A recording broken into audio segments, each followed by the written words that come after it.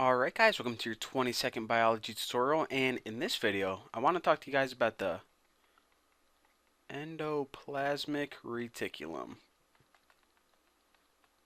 And that actually is a very long word to write and also to spell, so from now on I'm just going to call it the ER, and if you're like Bucky or just lazy, that's not going to help me remember it at all. Actually, biologists refer to it as the ER a lot for the reasons that I just told you guys. It's long to spell and say.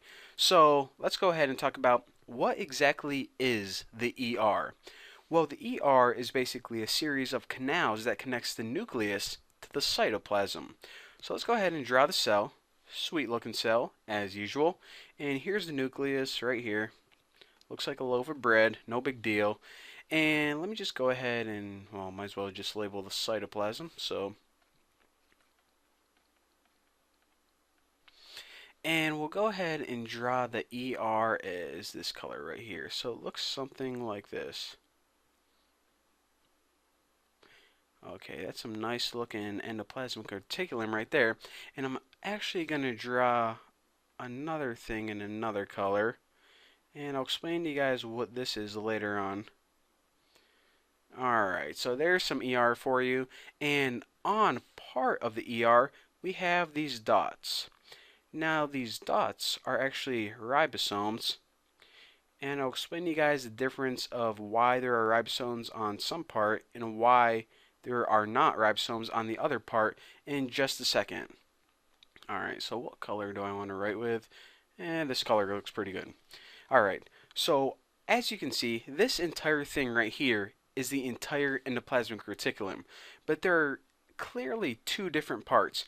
There are parts that are covered in ribosomes, and this is called the rough endoplasmic reticulum, or rough ER. And this other part that obviously isn't covered in ribosomes is called the smooth ER.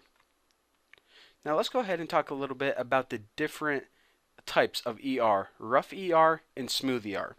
First of all, the part, well, I already told you guys that the part without this part right here is a smooth ER, so remember, I'm going to be talking about this part right now, the rough ER, and basically, we already know that ribosomes on the rough ER, just like any other ribosomes, they make proteins, but they just don't make any proteins. The proteins that are made on the rough ER always end up in either your cell membrane, so maybe there's a protein right here, protein right there, or outside your cell. And they just don't chill outside your cell. What I mean to, whenever they end up outside the cell, I mean they get sent to other parts of your body. They go through your bloodstream and to wherever they're needed in your body. So here's a protein, and they always come from the rough ER. So remember one more time, whenever a protein gets made on the rough ER, it ends up either in your cell membrane or to other parts of the body. Now, I say that because you also have other ribosomes in your cell. And I guess I'm drawing my ribosomes in blue. Now, some ribosomes are stuck on the rough ER. That's actually why it's called the rough ER. And some ribosomes are free floating around your cytoplasm. So free floating here, here, and here. Now, whenever you have a ribosome that's free floating in your cytoplasm, they of course make proteins too, but they make the proteins that are used inside your cell, because every cell needs to use proteins for a variety of different reasons, so they make these proteins right here. So remember, we already know that ribosomes are involved in the creation of proteins.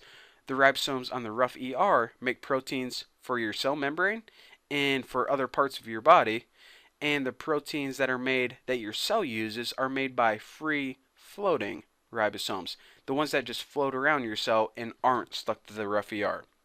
Simple enough? Now let's go ahead and talk about the smooth ER, this part, the part of the ER that isn't covered in ribosomes.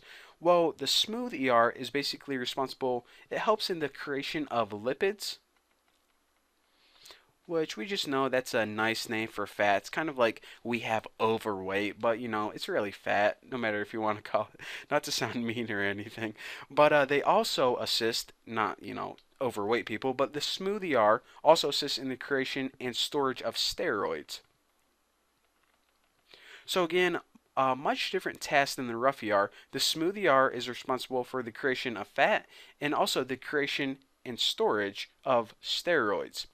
Now, proteins and the fats that are made in the ER, the entire ER, I'm not just talking about one anymore, what happens when they're done is they get packaged up into something called transport vesicles. So,